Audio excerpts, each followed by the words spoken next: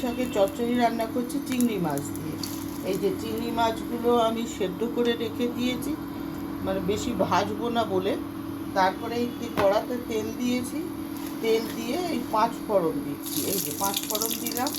5 ফোড়ন দেওয়ার পর 5 ফোড়নটা যখন একটু ভাজা ভাজা হয়ে যাবে, তখন আমি এই যে ঝিঙে, আলু, কুমড়ো দিয়ে একটু ভেজে নেব।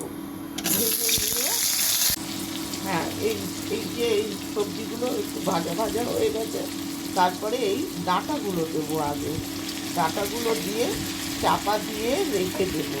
দিয়ে ডাঁটাগুলো একটু এর সাথে মজে যাবে, তারপরে পাতাগুলো দিয়ে আমি নুন মিষ্টি যতটা হয়েছে দেখে মিষ্টিটা দেবো।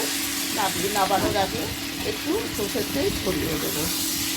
হ্যাঁ, এগুলো জমে গেছে, মজে গেছে। এরপরে আমি পাতাগুলো দিয়ে দিলাম।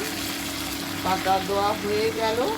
তারপর চিংড়ি মাছের জলটা ছিল, এই চিংড়ি মাছের কিছু দিয়ে দিলাম। একটু বেশি করেই চিংড়ি মাছ দিলে ভালো হয়। একটু পরে মিষ্টি দিয়ে দেবো, নুন দিয়ে দেবো, ব্যাস হয়ে গেল। নাবানোর আগে একটু কাঁচা তেল, সর্ষের তেল দিয়ে দিলাম, ব্যাস হয়ে গেছে।